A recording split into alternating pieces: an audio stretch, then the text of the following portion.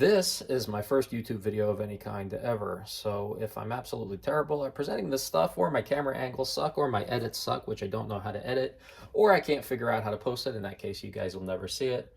But be gentle, because I'm trying here. I like watching videos like Scout Crafters and stuff, so I thought, alright, well, I do some of the same shit that he does. Maybe I can post some of it, and maybe it'll help somebody out. Maybe it'll find somebody interesting, but more importantly, maybe I can get some answers, because I've got some questions about this Sears Craftsman 8-drawer machinist chest and 2-drawer middle box that I picked up. Here's one of my questions, right? I've seen these usually as Kennedy's. That's how they're usually branded. Did Kennedy make these for Sears? It's possible. This looks very familiar. Black instead of brown that Kennedy used. Generally, the overall layout and the look seems very similar. But the thing that I do question is I've seen these before branded as Waterloo boxes. Now, Waterloo makes toolboxes, so why would they subcontract to Kennedy? I don't know, right? And the Sears Craftsman ones that I have seen in the past had a different logo. They had that little crown logo that kind of swoops across and has some points. I've never seen one, that I recall at least, that had this particular Sears Craftsman logo.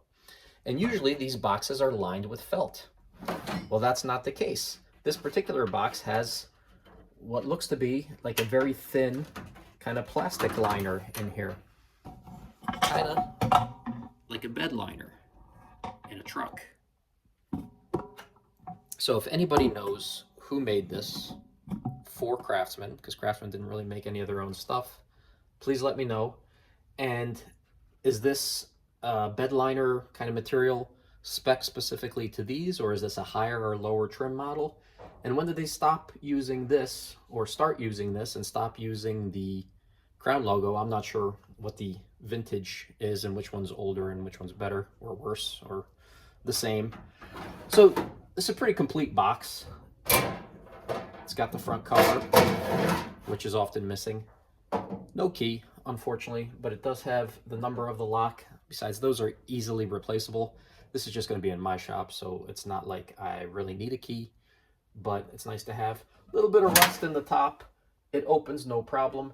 It has this little area up here, which I don't know if this is just a strengthening support or if it's designed to slide paperwork or crap in there, but I'm sure there's usually stuff in there. It came, like I said, with a bunch of things, including a whole bunch of rust in the top. Not too bad. That should clean up pretty easy with a little bit of a scrub and maybe a little bit of an oil to prevent future rust from showing up. Bunch of odds and ends in this toolbox. A couple of Stanley punches, a 3-inch made in USA clamp, some chisels, a whole bunch of Allen keys to add to my world record Allen key collection. Pretty complete set of Craftsman, both metric and standard Allen keys. This is, looks like it's a 7 if you can make that out. A couple of random drill bits here and there. Whew, you know what that drawer smells like. And one of these is a Torx. That's pretty cool. What size is that? It's a T10. Yeah, that's useful. This drawer is pretty interesting. Nothing too crazy in here. Looks like a drywall saw. A Lufkin 8-foot ruler made in USA. That's pretty cool. Scraper, these always come in handy. Again, for taping up injuries. I'm not an electrician. Apparently this is electrical tape. I think it's just a roll of Band-Aids. Coping saw and some, looks like surgical scissors, probably to cut the Band-Aids. This is always interesting. Always check in the bottom of boxes that you buy on Facebook Marketplace, Craigslist, or wherever people buy stuff like that, because you find some cool stuff. Now, some of these, obviously, you can see they were in the bottom of the box. They got pretty rusty over time. Gross. But the prices are wild. Like, this guy bought a screwdriver for $1.37. And I wish there were dates on this thing, but I guess some of you might be able to date it based on the type of Sears logo, and obviously Sears has been out of business for quite some time. Here's a screwdriver set, it looks like, for $371 delivered, and a socket set for $17.46. Doesn't say whether it's a 1/4-inch drive, 3/8, or whatever.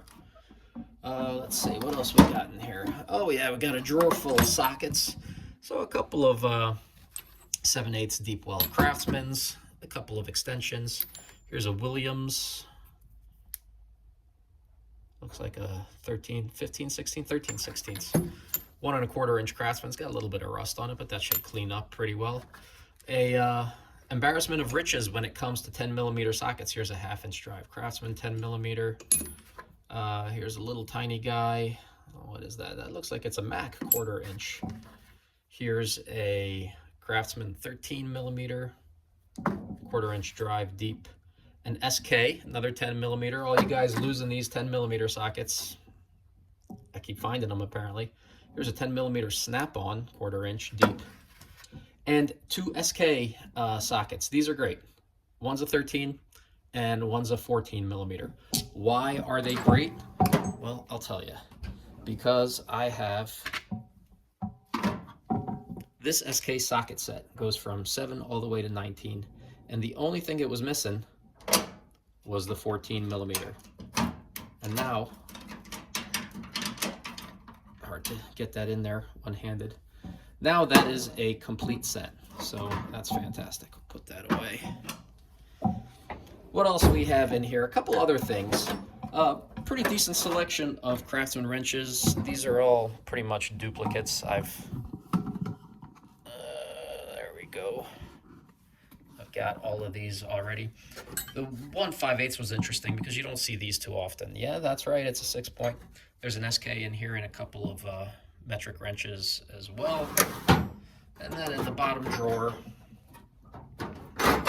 which obviously needs a little bit of cleaning and lubrication, a couple of pairs of pliers. Looks like they could use some cleaning up. This one, can't make out a name. Could be literally any brand. These look like Kleins to me just because I've got a identical pair of Kleins.